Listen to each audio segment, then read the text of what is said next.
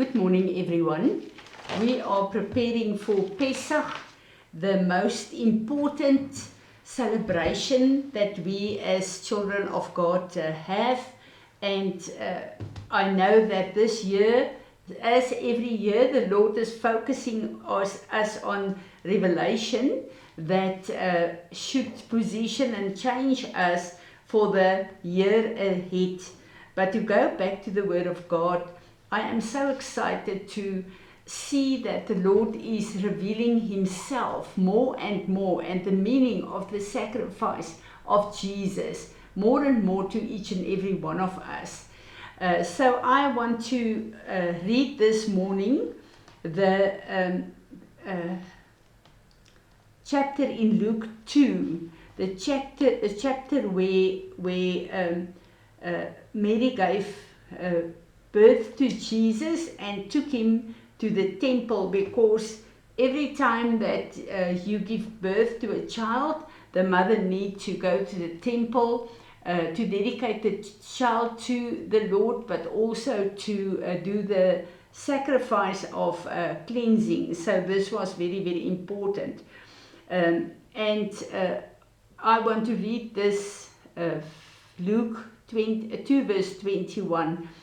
At the end of 8 days, when he was to be circumcised, he was named Jesus, the name given to him by the angel Gabriel before he was consumed in the womb. And then the time for their purification came. That is the mother's purification and the baby's dedication according to the law of Moses.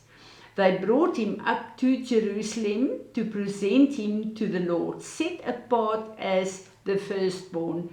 This is so important to know, that every time that we take our children, Jesus was the firstborn, but to take our children to the Lord, to dedicate them, we are actually proclaiming that we are setting him apart for what God sent that child for the destiny he have on earth. As it is written in the law of the Lord, every firstborn male that opens the womb shall be called holy, set apart and dedicated to the Lord. I don't want to go into the firstborn, but it's a very, very important position for a child to take on earth. And they came also to offer a sacrifice according to what is set in the law of the Lord, to be appropriate for a family of modest means, a pair of turtle doves and 2 young pigeons. I just want to say here, it is so important to see that Jesus was born into a family that's an ordinary family, not a wealthy family, but a family that could not afford. When we look at the law in Leviticus, a 1-year-old lamb was required. But it said if the parents could not afford that, they could bring 2 pigeons, 2 birds, or 2 turtle doves. And this is what Mary and Joseph did. They brought the offering that they could afford. So what I want to say is that a lot of times people take to look at their finances, how to serve God. We cannot impress God, and God made a way, no matter how many finances you have, what your wealth is. There's always a place where we can afford to sacrifice to the Lord. And we also need to know a sacrifice is something that in your human mind and flesh, if you think about that, you cannot actually, according to your carnal standards, sacrifice anything. But this is why it is called a sacrifice. There was a man in Jerusalem whose name was Simeon, and this man was righteous and devout, carefully observing the divine law and looking for the consolation of Israel. The Holy Spirit was upon him.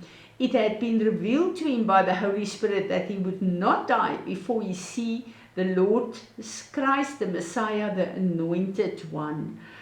To me, this is a deep description of who Simeon was.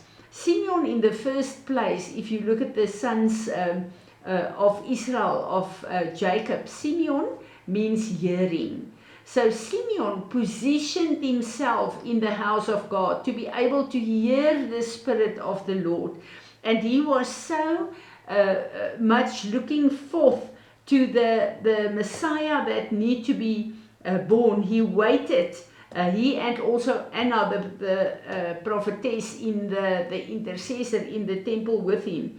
So his eschatological comfort view that he had of waiting for the Messiah, according to Isaiah 40, says that he will come as a comfort, he will come as a deliverer, he will come to deal with the yokes of the enemy. He will be the one that God will use to change our lives. Now, this is what Simeon was taught, being a Jew, in the synagogue every week. And they read the prophets to see who this Messiah is, and how he will be presented to the world. So this is their whole viewpoint, looking for this mighty Messiah coming to break the yokes of the enemy, to deliver the people of God. And he was so under the control and the influence of the Holy Spirit. Verse 27 says, prompted by the Spirit, he came into the temple enclosure, and when the parents brought the child Jesus to him, for the custom required by the law, Simeon took him in his arms and blessed and praised and thanked the Lord. Here this man prayed and waited for the Messiah to come. And in comes a baby. And you know what the word of God says will be the destiny of this child. But he had so much faith and such a relationship with God that he could take the Messiah that came as the lamb, a baby, in his arms, and knew that this baby will become the Lion of Judah, the Messiah of the whole world. And he started to prophesy and release the word of the Lord over this baby. And he prophesied, and he brought praise and glory and honor to God for this baby. And he did it in a way that Joseph and Mary, the word says, was amazed with what he said out of over this child. So when we look at Simeon, Simeon in the right time could hear the word of God for the birth of Jesus in the right season, and he could prophesy and speak out the word of God that was necessary for that time, for what the Lord was doing on earth. And to me this year, it is such a revelation, but also a desire that the Lord will in this time draw us to a place where we will hear what he is saying over the Pesach, the crucifixion season, this feast we are going in, that he will prepare us not with our carnal understanding, not with what we see in 2026 going on in the world, not with the desire and expectation only for Jesus to come back to save us, but with an expectation that we can position ourselves and allow the Lord to unlock who he is for this season in and through our lives, and that this will be a timeline in our lives where the Lord can move mighty, not in our own lives only, but also in the world, and that the Lord will give a deeper revelation of who he is. And what really blessed me is Luke 2 verse 39, and I just want to read this for us.